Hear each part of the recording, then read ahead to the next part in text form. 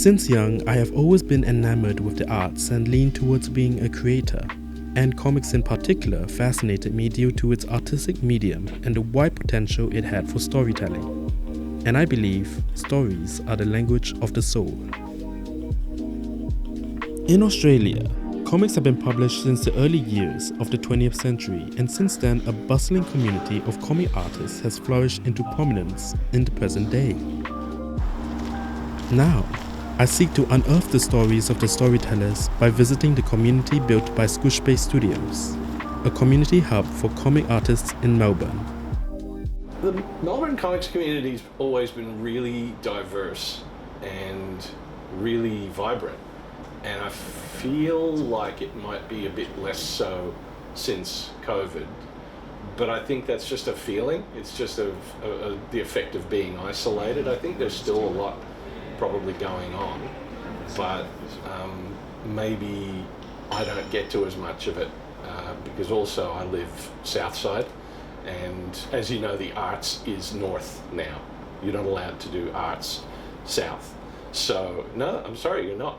So a lot of what's happening I might be missing because it's happening up there. But there's, the Melbourne comics has always been like a bunch of arty people and a bunch of sort of really commercial minded people who are interested in like Marvel DC type stuff, and a lot of silly people, which is probably where we fit in, like people making just sort of fun comics that they like, and increasingly different people from those groups have gone into making graphic novels or longer comics that are in book form and sometimes published by big major publishers or international publishers. So that's kind of developed in the last 20 years, is that there's a lot more of that sort of big, large projects being done by people which take years. How do we create comics? A lot of kids ask. It's pretty big and diverse. A lot of different people doing a lot of different comics. There's sort of little sub-genres of comic. So we've got a bunch of people who are doing sort of the more superhero-y kind of stuff. A lot of people working for DC and Marvel, and as well as other people just self-publishing their own creations, which is really cool.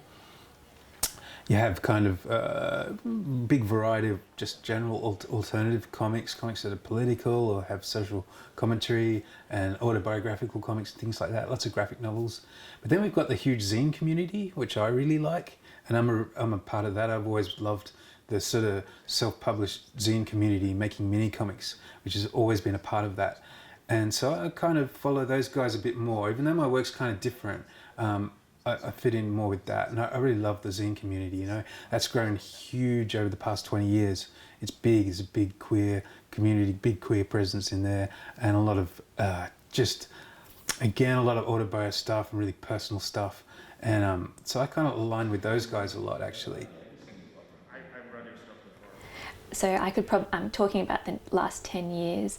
I think I do feel quite passionately about this. So I think there's been, after the Me Too movement and everything like that, I think there's been a push for diversity and in terms of like cultural inclusion and everything like that. But I think there's a shift to want that, but I think there's also a shift that needs to happen to make spaces safe and inclusive, and like wanting to include people, and also having the background to make sure those people that enter the spaces, something that's been like white and male dominated for a long time, just introducing people into that is one thing, but then making sure that everyone's appreciated and respected is like another thing.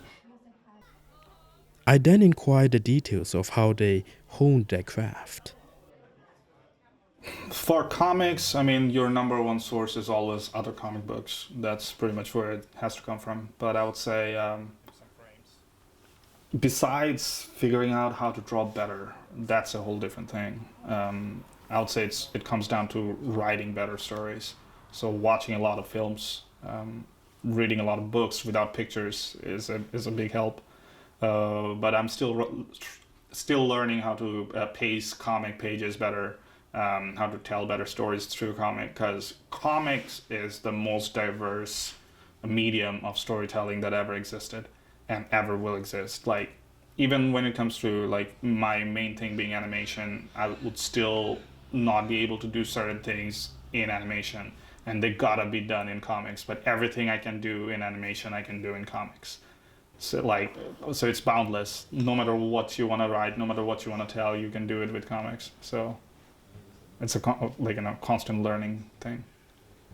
Well, I draw all the time, so I'm already constantly practicing, but also, you know, constantly finding things that I can't draw, things I'm really bad at. And all you can do then is just look at photos, photo reference, figure out how to draw the thing as you're going. Right now, I'm learning how to draw a pool of water. How do you draw someone swimming? What happens when someone swims in water? And how to make water look right. And as I'm working, I'm doing it all wrong. I started off doing one kind of sparkle, and then I changed my mind and figured out a different kind of sparkle is better, you know? So it's just like constantly working and redrawing. Obviously, that means redrawing it again and again. And I'm learning about the color of water. So the ripples, you know in your mind, you can picture ripples. You can picture someone swimming underwater. You can picture how there's weird tendrils of light all over everything, you know? You kind of know what it looks like in your mind. But when it comes to drawing, you realize you don't know what it looks like. So yeah, just looking at photos again and again, trying different techniques to get that water looking right. But I'll show you what that looks like after. But so just practicing all the time. When the topic about what kind of struggles the average comic artist faced, a common answer emerged. The struggles I face as a comic artist are no money. You'll most likely not make any money. Early on, I realized this isn't going to make me money. I'm never going to be rich. Money's never going to be a thing for me. I think the biggest struggles that I've faced as a comic artist and an artist in general is, first of all, I think people who are artistic and want to be involved in the arts and want that to be the focus of their time. If you don't come from a wealthy family, it's a very different experience to if you do. So I know it's a really common thing. Like my parents didn't want me to be involved in arts at all because it's not financially incredibly stable. So I think that's a really common experience of not necessarily being encouraged to follow it, but knowing that it's something you want to do anyway.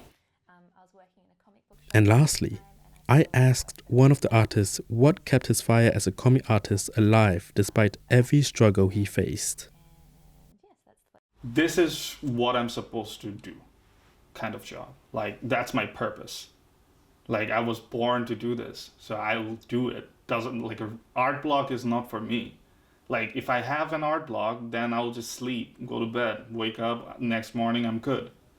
There are systems to keep me engaged in it all the time because I'm watching something that feeds into my creative bank. I'm gonna doodle something maybe, or I'll go outside, I'll practice. Like, you have to keep on doing all these different things. And once you live in it for long enough, you don't know anything else. Like, this is how you are. Like, it's like breathing for you. So AI takes over, whoever takes over, I will draw even if there's no one left in the world. I make comics because I enjoy drawing so much, and I also enjoy creating stories. So comics is a great mix of the two skills and two pastimes. That would be the main reason that I enjoy it so much. Why I make comics is because it's doomsday proof. If the whole world power system kind of dies out, you can still read a comic. It kind of preserves it for good. That's why I make comics. Why I keep making comics is because I think it's the best way to tell a story. It's a really good way to communicate with people, and I feel like you can get lost in the world, and I think that's really compelling, and it's a really it's kind of difficult thing to do, and I think it's a skill that I can keep working on forever, and I enjoy seeing what other people make, and I want to be a part of that conversation as well. So yeah.